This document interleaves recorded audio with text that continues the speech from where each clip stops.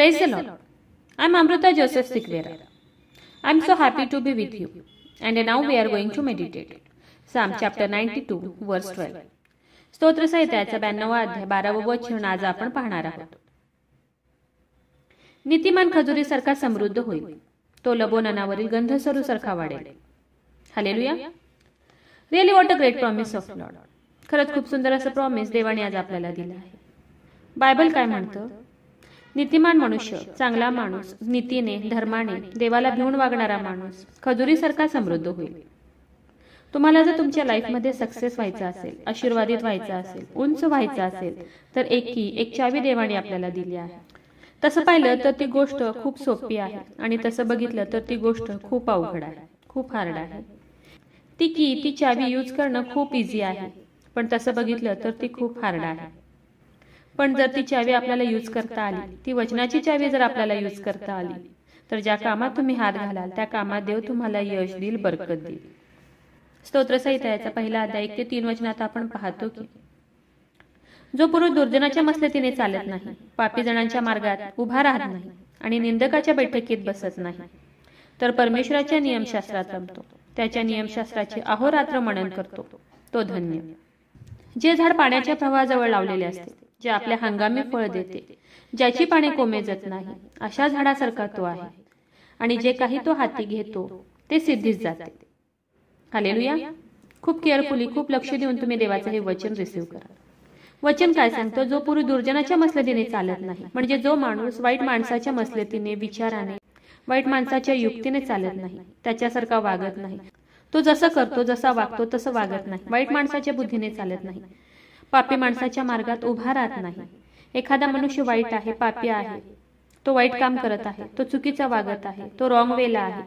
जेव्हा देवाच्या लेकरांना ही गोष्ट कळते तेव्हा तो त्या मार्गात उभा राहत नाही, तर तो त्या माणसापासून दूर होतो, त्या मार्गापासून लांब होतो आणि निंदकाच्या बैठकीत बसत नाही. जे लोक बसून एखाद्याबद्दल विषय काढतात, बसून एखाद्याची निंदा करतात, चेष्टा करतात, थट्टा करतात, तो तसं केला, तिने तसं केलं, तो असाच करतो, ती तशीच करते, असं बसून सतत जे लोक निंदा करतात, एखाद्याबद्दल विषय काढून बसतात, अशा लोकांच्या बैठकीत तो बसत नाही, तर परमेश्वराच्या नियमशास्त्रात रमतो, त्याच्या नियमशास्त्राचे अहोरात्र मनन करतो.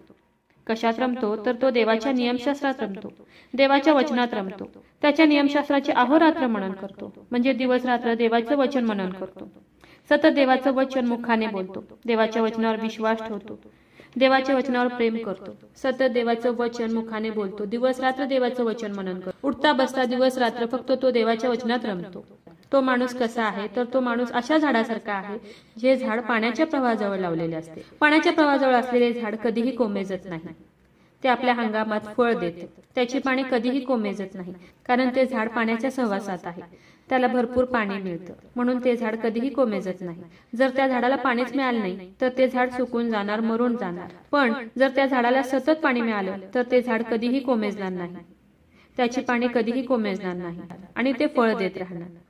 त्याचप्रमाणे जो माणूस जगी गोष्टीकडे लक्ष न देता, वाईट लोकांच्या सहवासात न राहता, जर तो रात्रंदिवस अहोरात्र देवाच्या वचनात राहील, रात्रंदिवस देवाचं वचन मनन करेल, देवाच्या वचनावर विश्वास ठेवेल, तर तो माणूस पाण्याच्या प्रवाहाजवळ असलेल्या झाडासारखा ताजा तवाना राहील आणि तो सतत फळ देत राहील.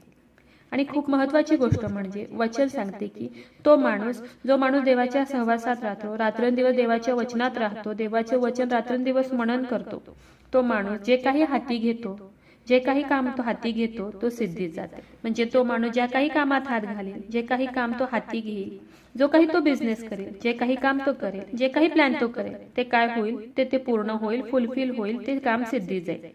आणि ह्या सर्व गोष्टी त्या माणसाबरोबर का घडतील? कारण तो माणूस देवाच्या सहवासात आहे, देवाच्या वचनात आहे, रात्रंदिवस तो देवाचं वचन मनन करत आहे, तो जगी गोष्टींमध्ये नाहीये, तो जगी गोष्टींमध्ये गुरफटलेला नाहीये, तो सतत देवाच्या वचनात राहतो, म्हणून या सर्व गोष्टी होतील. ज्या काही कामात तो हात घालेल त्या कामात देव त्याला बरकत देईल, यश देईल, सक्सेस देईल. म्हणून वचन सांगते की नीतिमान खजुरीसारखा समृद्ध होईल, तो लबोननावरील गंधसरूसारखा वाढेल. म्हणून खूप विश्वासाने तुम्ही आजचं हे वचन रिसीव्ह करा. जगी गोष्टीमध्ये न गुरफटता रात्रंदिवस तुम्ही देवाच्या वचनात राहा, देवाचं वचन सतत मुखाने कबूल करा, कन्फेस करा, रात्रंदिवस त्याच्या वचनावर मनन करा आणि विश्वास ठेवा की ज्या काही कामात तुम्ही हात घालाल त्या कामात देव तुम्हाला बरकत देईल, यश देईल, सक्सेस देईल. देव तुम्हाला खूप खूप उंच करेल. तर चला देवाच्या वचनावर विश्वास ठेवूया, त्याच्या वचनाला क्लेम करूया. नक्कीच या वचनाद्वारे देव तुम्हाला खूप खूप आशीर्वादित करू. शाल वी प्रे? हालेलुया. स्तुतीस पात्र, स्तुतीस योग्य देवा, धन्यवाद देते. हात उंच करून तुझी स्तुती, तुझं गौरव करते ईश्वराच्या. तुझ्या नावाला मान, महिमा, गौरव आता आणि सदा सर्व काळ असू दे ईश्वराच्या. हो देव बाप्पा, सुंदर अशा वेळी तुझ्या चरणाजवळ येण्याची संधी आणि वेळ तू आम्हाला दिली, उपकार मानते ईश्वराच्या. सुंदर असं प्रॉमिस प्रभू ईश्वप्पा तू आज आम्हाला दिले, उपकार मानते ईश्वराच्या.